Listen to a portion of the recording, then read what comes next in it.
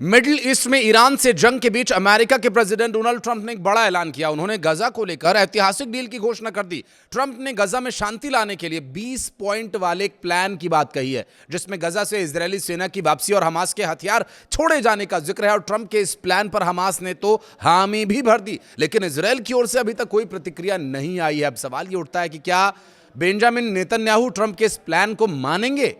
नमस्कार, मैं हूं आशीष त्रिपाठी आपके साथ। ईरान के जो हमले हुए, उन हमलों के बाद एक बार फिर से डोनाल्ड ट्रंप और अमेरिका ये सोचने पर मजबूर हो गए कि आखिर ईरान को घेरें तो कहां घेरें। स्ट्रेट ऑफ होर्मुज पर कब्जा करने की कोशिश की, बाब अल मंदेब को बंद करने की कोशिश की, लेकिन उसके बाद भी ईरान काबू में ही नहीं आ रहा। अमेरिका के पास अब कोई प्लान नहीं बचा है जिससे वो किसी भी तरह ईरान को घुटनों पर ला पाए। और ईरान ने यह दिखा दिया कि वो क्या कुछ नहीं कर सकता। जिस तरह से ईरान के द्वारा ऑपरेशंस लगातार चलाए जा रहे हैं, उन ऑपरेशंस का हवाला दे करके अमेरिका अंतर्राष्ट्रीय स्तर पर ईरान को बदनाम करने की कोशिश करता है। और व्हाइट हाउस का ये ऐलान गुरुवार को अमेरिका की मध्यस्थता में हुए सीजफायर समझौते के करीब 9 महीने बाद आया। इजरायल और हमास के बीच बातचीत काफी हद तक दूसरे चरण को लागू करने को लेकर अटकी हुई थी, जिसमें हमास का हथियार छोड़ना, गजा का पुनर्निर्माण में शामिल होना। ट्रंप ने सोशल मीडिया पर ऐलान करते हुए कहा कि यह समझौता सावधानी से तय किए गए चरणों में लागू किया जाएगा। उन्होंने आगे कहा कि जैसे ही हथियार छोड़ने की प्रक्रिया पूरी हो जाएगी, इजरायली सेना भी पीछे हट जाएगी और इंटरनेशनल स्टेबलाइजेशन फोर्स एक नई फलस्तीनी पुलिस फोर्स के साथ मिलकर के गजा को वहां के निवासियों और पड़ोसियों के लिए सुरक्षित बनाने की जिम्मेदारी संभालेगा। राष्ट्रपति ट्रंप के 20 सूत्रीय सीजफायर प्लान में ईरान समर्थित मिलिटेंट ग्रुप के हथियार सौंपे जाने और सुरंगों कि अपने विशाल नेटवर्क को ख़त्म करने की मांग भी की गई है। क्या ऐसा हो पाएगा? ईरान का जो असली जो उनकी कोर ताकत है, क्या वो उसे छोड़ देंगे? उनकी वो मिसाइलों वाली सुरंगें, जिनकी कुछ कुछ तस्वीरें गाहे बगाहे सामने आती है और जिसे देखकर ईरान के ताकत को अंदाज़ा इसी बात से लगा करके अमेरिका की टांगें कांप जाती हैं कि आखिर ये कितनी मिसाइलों की सुरंग इस वक्त ईरान के पास मौजूद है। इसमें इजरायली सेना का गजा से हटना, एक नई टेक्निकल फ़लस्तीनी सरकार का आना, एक स्टेबलाइजेशन फोर्स की तैनाती 2 साल से भी अधिक समय तक चले जंग के बाद पूरी तरह से प्रभावित है। फलस्तीनी इलाके का पुनर्निर्माण भी इसमें शामिल है, लेकिन हमास ने अपने हथियारों पर चर्चा करने से पहले शुरुआती चरण को लागू करने पर जोर दिया था। ग्रुप के फाउंडिंग चार्टर में इजरायल के खिलाफ हथियारों के साथ जंग की बात भी कही गई है। हमास ने अपने हथियारों के जखीरे, जिसमें रॉकेट, एंटी टैंक्स मिसाइल्स और विस्फोटक भी शामिल हैं, जो उसकी पहचान है, मुख्य हिस्सा है, उसे वो छोड़ना नहीं चाहता। और क्यों छोड़े? हालांकि हमास ने इस महीने की शुरुआत में यह ऐलान भी किया कि उसने गजा में अपनी सरकार भंग कर दी है और सीज फायर डील के साथ संयुक्त राष्ट्र समर्थित एक तकनीकी समिति को सत्ता सौंपने की तैयारी कर रहा है। व्हाइट हाउस के दिशा निर्देशों के तहत बोर्ड ऑफ पीस के अधिकारियों ने समझौते के तहत बहुत ही सकारात्मक आकलन पेश किया। ये आकलन वैसा ही है जैसा ट्रंप और उनके शीर्ष सहयोगियों ने तब किया था जब बोर्ड ऑफ पीस गजा में सीजफायर की निगरानी के लिए ट्रंप की ओर से गठित एक इंटरनेशनल संस्था का पहली बार गठन किया गया था।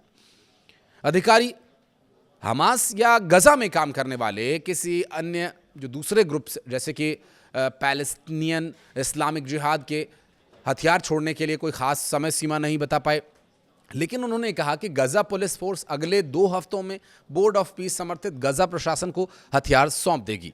हालांकि अधिकारियों के अनुसार गजा पुलिस फोर्स में हमास अधिकतर लड़ाके शामिल नहीं है। साथ ही समझौते के इस हिस्से में भारी हथियार भी शामिल नहीं किया गया। बोर्ड ऑफ पीस से जुड़े एक अधिकारी ने यह बताया कि इसकी जगह भारी हथियारों को सौंपने और हमास की सुरंगों और दूसरे इंफ्रास्ट्रक्चर को खत्म करने का काम बंद होगा, जिसमें 7 महीने से अधिक यानी 200 से 350 दिन लग सकते हैं। एक अमेरिकी अधिकारी ने कहा कि बातचीत के हर चरण में इजराइल से राय मशवरा लिया गया था, जो हमास के हथियार छोड़ने या कम से कम गजा पर पर्दे के पीछे से अपना नियंत्रण छोड़ने की इच्छा को लेकर बहुत शक में था।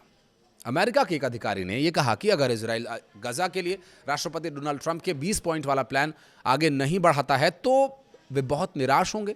और बेंजामिन नेतन्याहू के ऑफिस ने गुरुवार को पहले ही कहा था कि यह प्रस्ताव इजराइल की मांगों को पूरा नहीं करता है, जिससे साफ संकेत मिलते हैं कि यरूशलेम इसे आगे नहीं बढ़ने देगा।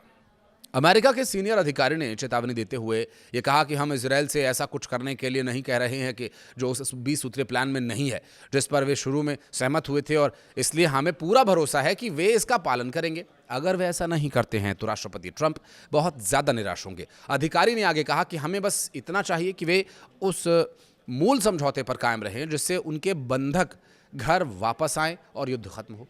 हमें विश्वास है कि वे इसमें एक अच्छे पार्टनर बने रहेंगे और समझौते का पालन करेंगे। गजा पिछले 2.5 साल से जंग में उलझा हुआ है। गजा में 7 अक्टूबर 2023 को दक्षिणी इजराइल पर हमास के हमले के बाद युद्ध शुरू हुआ, जिसमें करीब 1200 लोग मारे गए, 251 लोगों को बंधक बना लिया गया। जबकि गजा के स्वास्थ्य मंत्रालय के अनुसार गजा में इजराइल के जवाबी हमले में 73,000 से अधिक फलस्तीनी नागरिक मारे गए, जिसमें युद्ध विराम के बाद मारे गए लोग भी शामिल हैं। बहरहाल वर्तमान स्थिति ईरान अमेरिका के बीच उस डील की जो चर्चा चल रही है, जिससे कि शांति समझौते और तमाम तरह की बातों का जिक्र हो रहा है, हो पाएगा या नहीं ये तो बहरहाल आने वाले वक्त में स्पष्ट हो ही जाएगा। लेकिन अब देखना ये भी अहम होगा कि क्या जो ये डील की बातें हो रही हैं, ये डील सिरे चढ़ पाएगी। कुछ कहना चाहें तो कमेंट सेक्शन में बताइएगा। वीडियो को यहाँ तक देखने के लिए बहुत बहुत धन्यवाद।